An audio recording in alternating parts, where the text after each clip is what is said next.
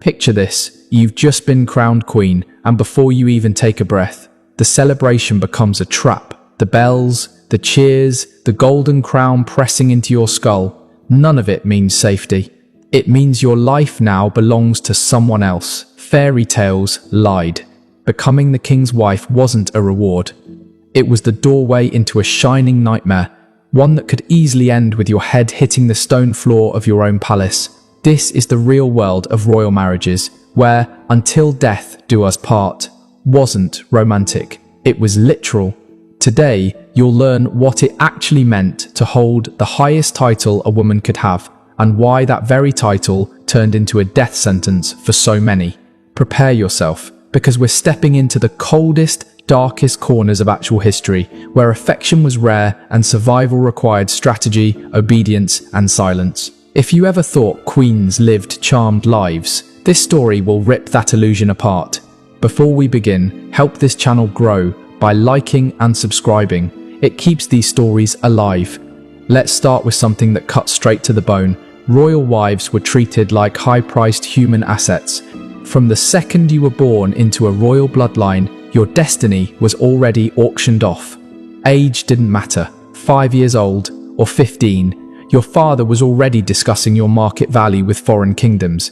And yes, value meant exactly what it sounds like. Take Margaret of Anjou. She was promised to Henry VI of England at just 6 years old. Her father, René of Anjou, essentially traded her for a political deal that never even happened.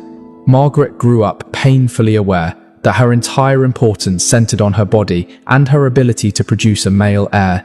And here's where the horror truly starts.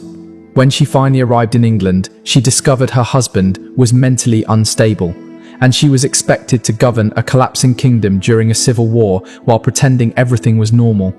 If that shocks you, brace yourself. Princess marriage contracts contained terms so harsh they made slave agreements look generous.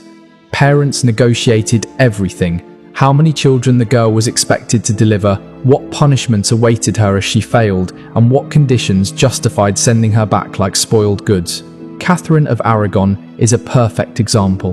When she was betrothed to Prince Arthur, the marriage treaty stated that if she didn't give birth to a male heir within 3 years, she could be returned to Spain as defective merchandise. Imagine being 15 and knowing your entire self-worth was calculated by your reproductive success. And the cruelty didn't stop there. When Arthur died and she married his brother, Henry VIII, her inability to give him a son became the excuse he needed to obliterate her life completely. But that was only Act 1. Once you stepped into your new kingdom, the psychological torment began. And if you think queens held real power, here's the reality check. Queens were luxury prisoners.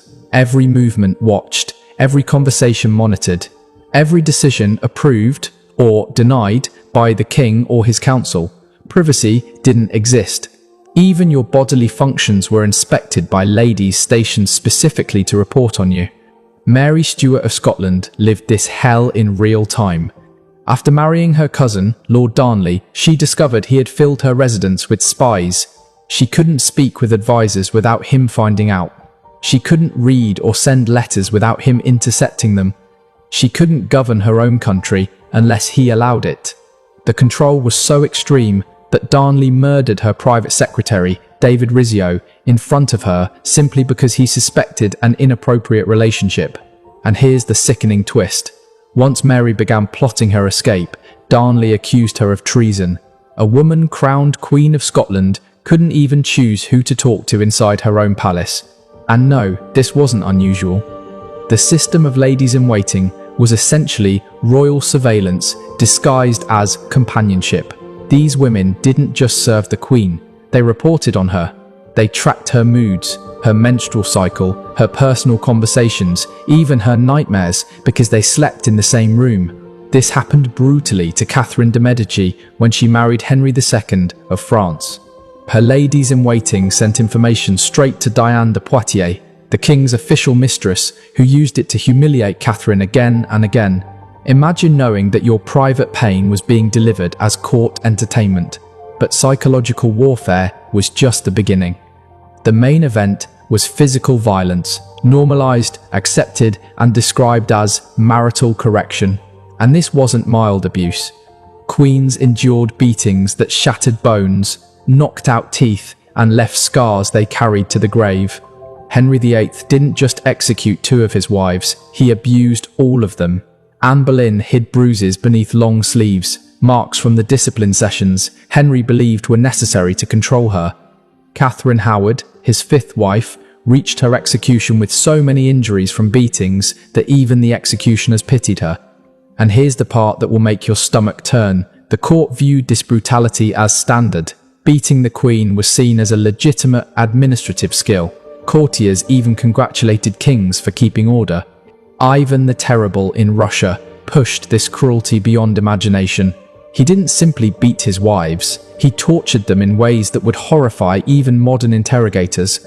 Ivan the Terrible's brutality toward his wives went far beyond ordinary abuse. His first wife, Anastasia Romanovna, was officially said to have died from sickness, but contemporary accounts reveal fractures all over her body, the kind of injuries that only come from long-term torture. His second wife, Maria Temryukovna, was discovered dead with clear signs of strangulation. Ivan brushed it off by claiming it happened accidentally in a moment of passion. The most horrifying part: whenever these women tried to seek help or defend themselves, they were charged with treason.